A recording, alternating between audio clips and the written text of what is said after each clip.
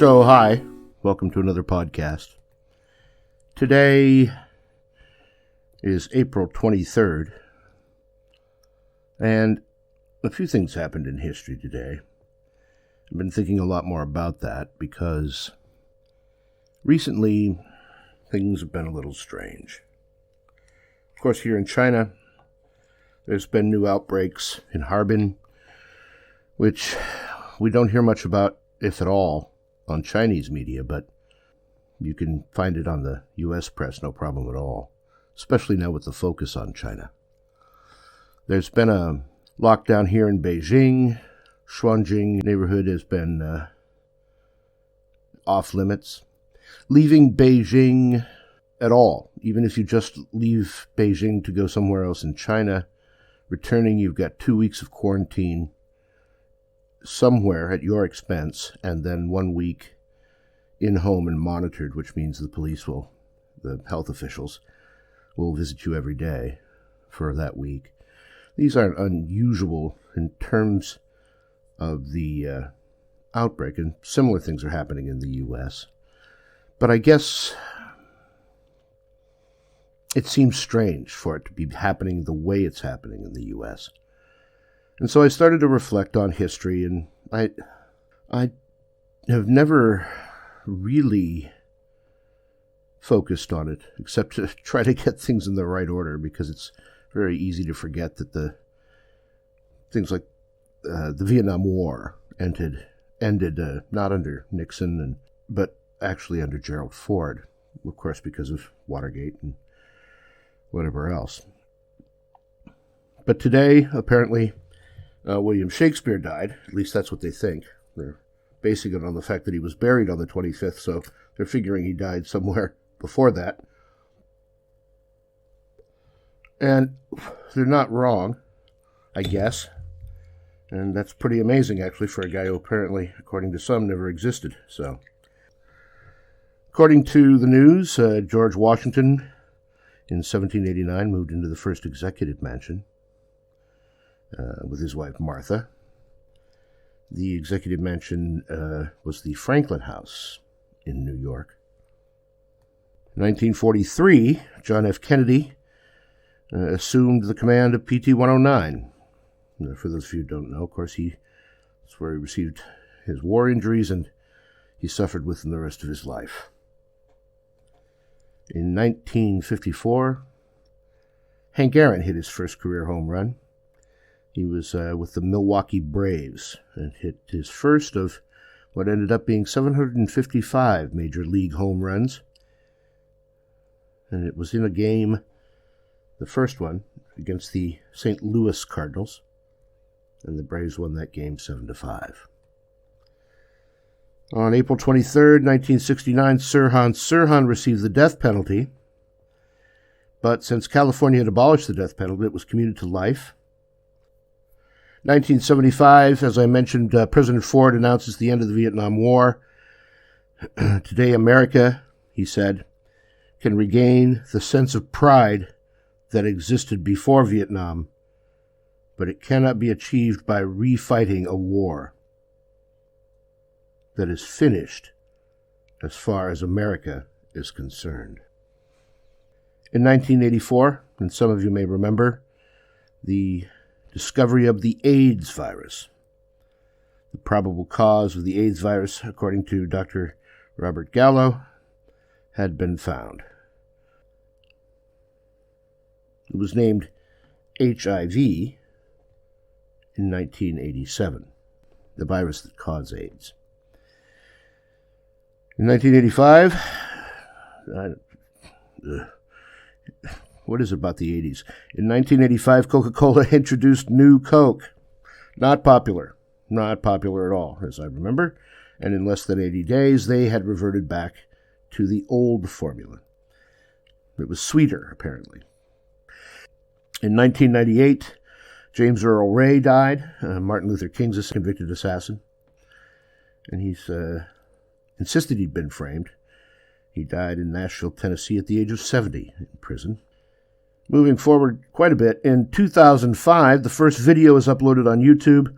Apparently it shows the 19-second video Me at the Zoo, showed the YouTube founder Jawed Karim, or Karim, standing in front of the elephant enclosure at the San Diego Zoo and talking about their really, really, really long trunks.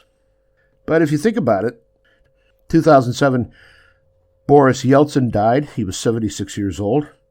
He was a Soviet-era reformer, or at least that's what it calls him here, and a later, I don't know, these are pretty hyperbolic words, and later a towering figure of his time as the first freely elected leader of Russia. 2007, April 23rd, Boris Yeltsin dead. And finally, something fairly more recent, 2018, the Toronto van attack. Alek Minassian was taken into custody and later charged with 10 counts of murder and 16 counts of attempted murder because he drove a rental van into pedestrians on a busy sidewalk in Toronto, Canada. I'm absolutely certain more things than that happened since, 1616. Maybe even more important things that are mentioned here on the web, and I'm sure there's other events that you can recall. Times when the virus wasn't here, and maybe that's not the healthiest point of view. That kind of ennui can be a little bit disconcerting and cause depression. I'm making this particular installment as one of the sideline things that shares only what I think about something. And I think I'm completely trapped. If I were to leave Beijing, I'd have to go back to a United States that can't offer me a job in my field right now. Here in Beijing, I can't leave the city unless I want to spend 3 weeks in quarantine. My pay's being cut. It's not debilitating, but it's annoying. I guess maybe I have it better than most. And I really, truly, in my heart, although maybe not completely in my head, but in my heart, understand the protests that are happening all around the country against the lockdowns and some of the people that are issuing these draconian orders that are in fact not laws, but emergency acts. And it makes everything so dangerous in a country that I've always believed was so free. I love my country. I love China like I love a good dog, but a good dog dies.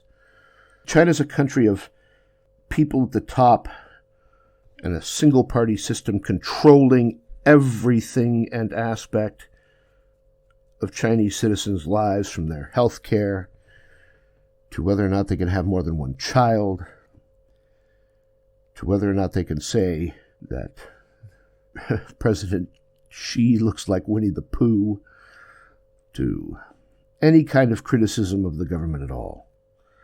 Local, if you will, county leaders, local provincial leaders live in fear of Beijing, which has got a lot to do with why the virus spread. They suppressed the negative data at that level, and cities like Wuhan went out of control. We can point the finger at China all we want, but we can't expect much more out of them, not in this system, not the way they are now. And I say they, meaning the CCP. I know good people on the ground here. There are good people all over the world. And there are also people who believe 100% that their government is in the right and that their president is doing the right thing. And I'm afraid they couldn't be more wrong. So, where do we go from here? Well, hopefully, in the U.S., the country of my birth, we'll get ourselves together and we'll realize that there are things being said now that can't last. You can't keep people under quarantine forever. You can't keep the economy in quarantine forever. And somewhere, there's a balance.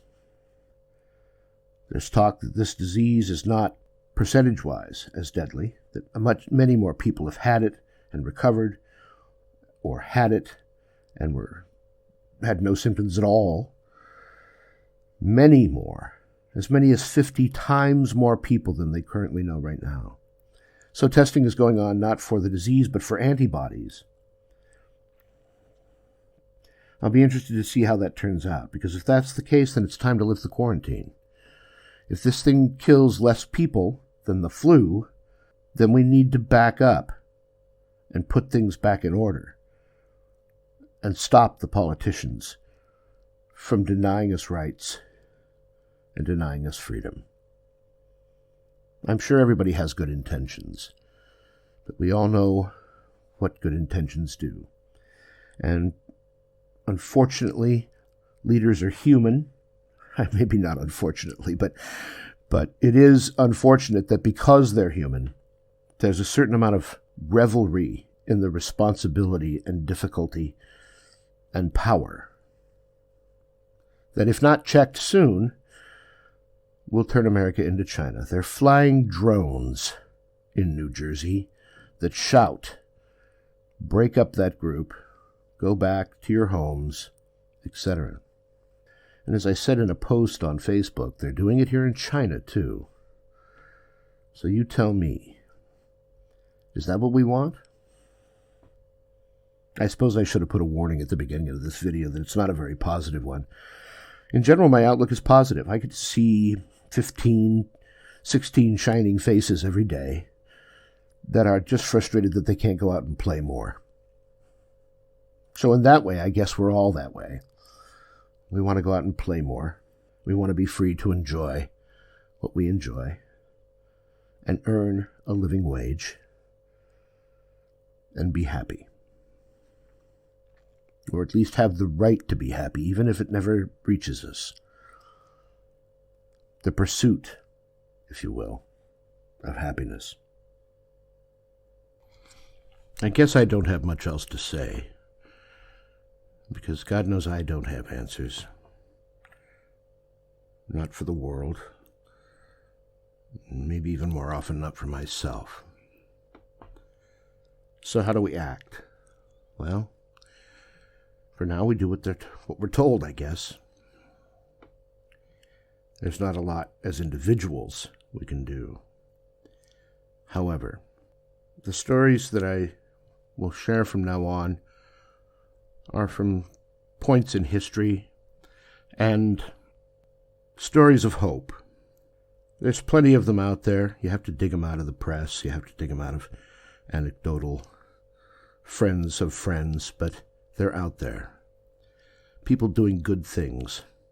There's some girl on Facebook who's just delivering coffee and Dunkin' Donuts to workers. She's doing this, I don't know, it's amazing.